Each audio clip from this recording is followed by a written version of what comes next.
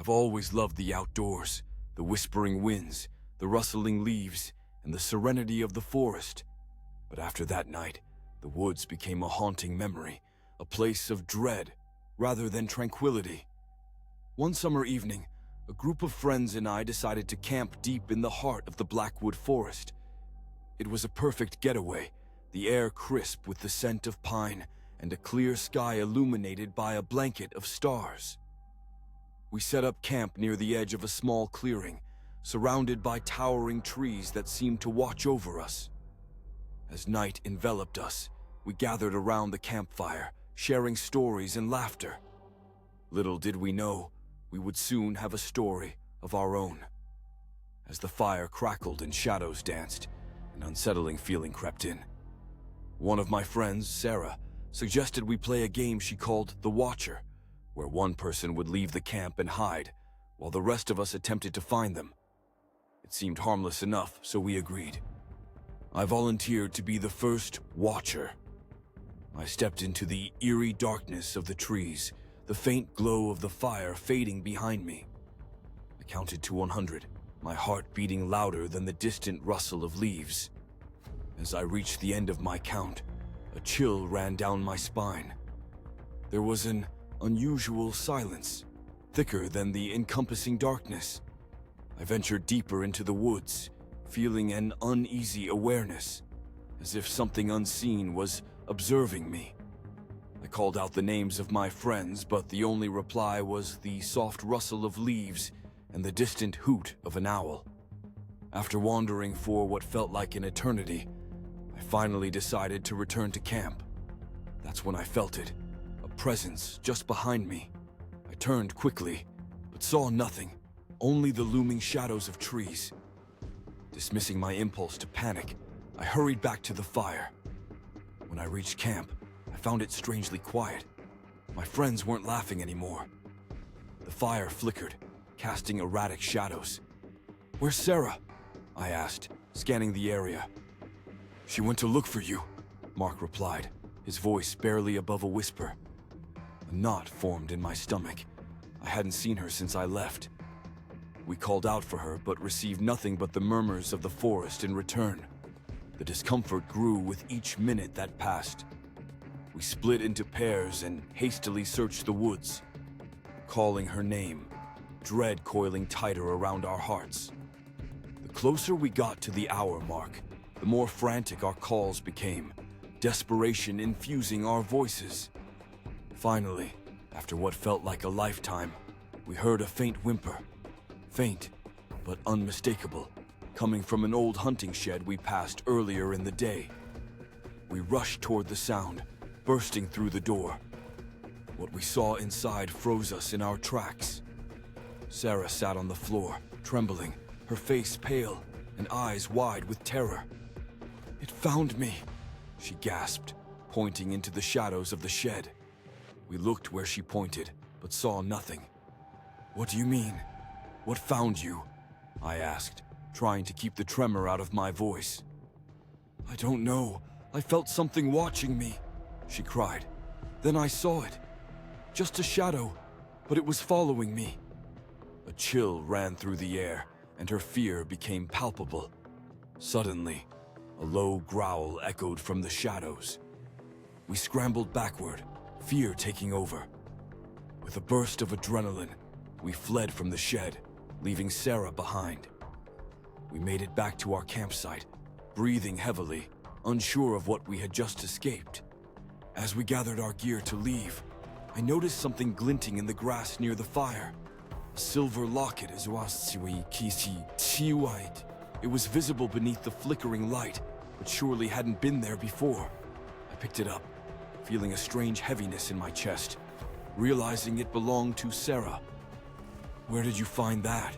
she asked, coming over pale-eyed. "I found it here," I said, my heart dropping as I saw her tear-streaked face. "I lost that years ago," she murmured, staring at it in shock. Before we could process the implications of what had just transpired, I felt the temperature around us drop. A shiver ran down my spine as the woods recoiled from an unseen presence, a chilling wind sweeping through the trees. We fled, abandoning our gear, driven by a primal fear. As we reached the edge of the forest, I glanced back one last time. The dark woods loomed behind us, the twisted branches seeming to reach out, clawing for the light. We never returned to those woods again, but even now, on quiet nights, I sometimes hear the faint echo of whispers in the wind and feel the oppressive presence that watches from the shadows, waiting for the right moment to beckon someone back into its chilling embrace. I finished my shift that night with the unease of what I had seen weighing heavily on my mind. Over the next few days, I couldn't shake this lingering dread, its spectral fingers creeping into my thoughts. The hotel felt changed. As I opened the door to my apartment that evening, the ordinary surroundings of my life felt like a facade, hiding a deeper darkness. A week later, I returned to work, my nerves a taut wire. Brianna, the new front desk attendant, was in high spirits, chatting amiably with guests. She held an inviting smile, unaware of the shadows lingering behind my own. The night dragged on without incident until I heard Brianna's voice rise over the usual low hum of the lobby. "Hey," she called from the front desk, her tone suddenly thick with excitement. "You have to see this!" Curiosity piqued. Despite my trepidation, I made my way over. She was looking at the security monitor that displayed real-time footage of the hotel corridors. My brows knitted together as I approached, and I felt my heart rate quicken. On the screen, I noticed a flicker of movement just outside room 300, or the room I had dreaded since my last encounter. "There's something weird happening on this camera," she said, her eyes wide with intrigue. "Look!" She fast-forwarded the footage and stopped at a moment that sent a rush of ice through my veins. There, captured in grainy quality, was a shadow passing in front of the camera, a tall, nebulous figure moving through the hall, much like what I had seen. I felt my stomach drop. The room, empty just moments before, now seemed to breathe with a malevolent presence. "What the hell is that?" I murmured, staring at the screen. Brianna glanced back at me, her earlier excitement replaced with concern. "I don't know. This has never happened before. I'm calling maintenance," she replied, her voice quivering. "Wait," I interrupted, panic clawing up my throat. "Don't call anyone. Let's just keep watching." Moments later, the shadow returned more clearly, this time stepping into view. My heart raced as the figure approached the door of room 324, lingering by the threshold, almost examining it. The frame lagged as the figure twisted, its form contorting in impossible angles that shouldn't exist. "I need to go check that room," I mumbled, fear and morbid curiosity swirling within me. Brianna stared, torn between wanting to follow and the instinct to run. "Are you sure that's a good idea?" She hesitated, but finally nodded. "All right, let me grab a flashlight." Equipped with only a flimsy beam of light, we trod hesitantly up the dim corridor, its oppressive stillness amplifying the pounding of my heart. The fluorescent lights flickered above, mimicking the unease coiling in my stomach. As we neared room 324, a chill raced along my spine, the air thick like a patch of ice. I pressed my ear against the door, listening intently. Nothing.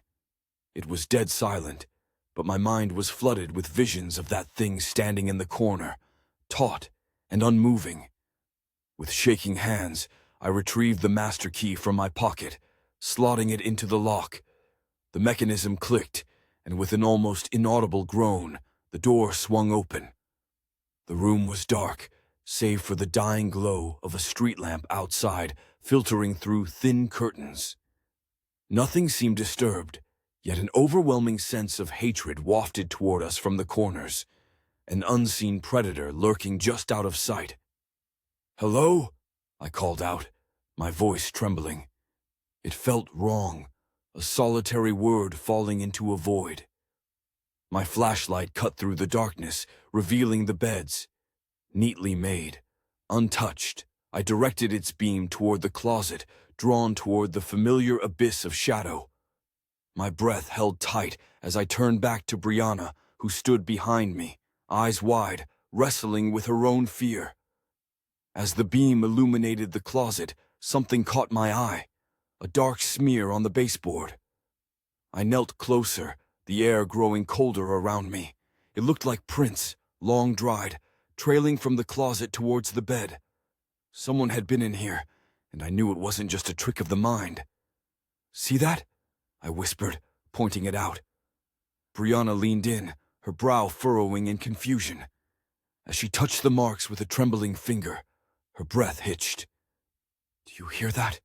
she whispered back, her face paling.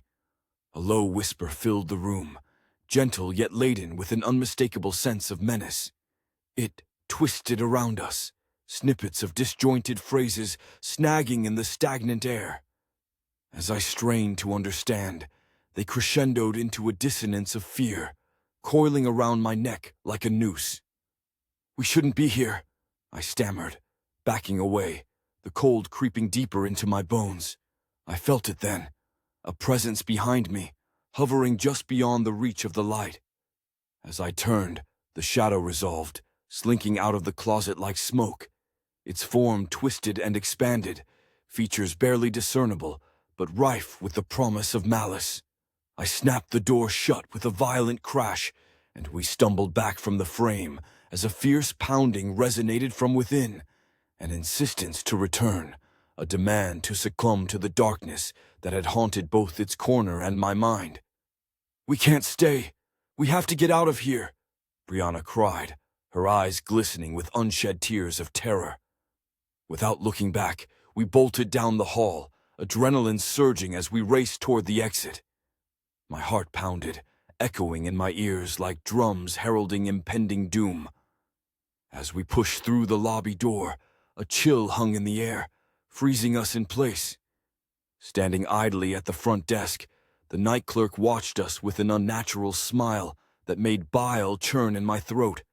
The glint in his eyes felt predatory, as if he anticipated our return. "Did you find what you were looking for?"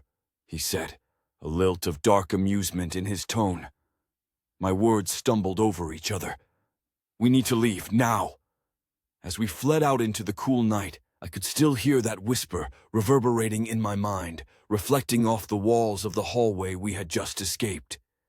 I knew, in that moment, whatever lurked in that hotel remained, watching, waiting for its next unwitting prey. I didn't dare look back.